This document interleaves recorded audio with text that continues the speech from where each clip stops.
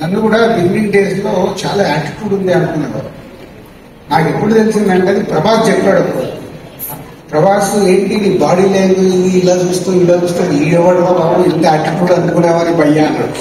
అంటే నాతో క్లోజ్ అయ్యేంత వరకు ప్రభాస్ కి ఈ ఫీలింగ్ లో ఉన్నాడు. ఆర్యా సినిమా అయిపోయి మొన్న కథ గురించి మాట్లాడుతున్నప్పుడు కానీ ఆయనకు నేను అర్థం కాల. సో ప్రతి మనిషిని చూసే విధానం మేబీ ఇప్పుడు నేను ఉన్నప్పుడు నేను ఏదో ఆలోచించుకుంటూ నేను ఏదో ఉంటూ ఎలా ఉంటానో నాకు తెలియదు. నేను ఆలోచించిన ఆ టైంలో చూసే వాళ్ళకి అది డెఫినెట్ గా కనిపిస్తుంది. ఇప్పుడు విజయ్తో నా జర్నీ ఆల్మోస్ట్ 5 years నుంచి నేను క్లోజ్ గా చూస్తున్నాను. నిజంగా విజయ్ యాటిట్యూడ్ ఉంటే నేను ఎప్పుడు వెళ్ళాలా?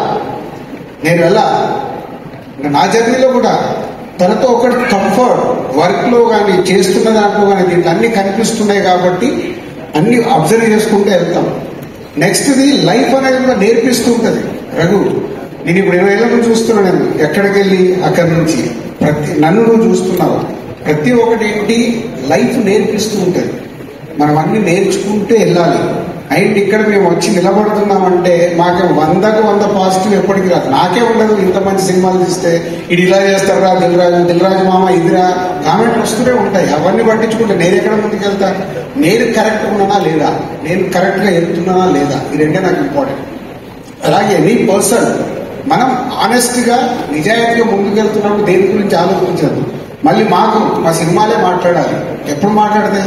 మా సినిమా రైట్ సినిమా మీకు ప్రేక్షకులకు అందించినప్పుడే మాట్లాడతాయి. మేము ఫెయిల్యూర్ తీసినప్పుడు మాకు పడుతూనే ఉంటాయి. 100 ఏ స్టార్ హీరో దగ్గర నుంచి మనం చూసుకుంటా అర్థం హిస్టరీ ఎవరు 100% సక్సెస్ ఇక్కడ ఇవ్వలేదు. ఎగ్జాంపుల్ నేను మన మధ్యాహ్నం Pawan Kalyan garu Kushi to Gabbar Singh 10 years period లో ఒక జల్సా ఒక గుడ్ ఫీలింగ్ వచ్చింది. 10 years కానీ ఆయన స్టార్ ఇమేజ్ ఇంత కూడా కదలలేదు. ఎందుకు? వెయిటింగ్. ఎప్పుడో ఒక మంచి సినిమా వస్తుంది, ఎప్పుడో ఒకటి. హీరోలకైతే అసలు ఏమీ కాదు నా లెక్కన.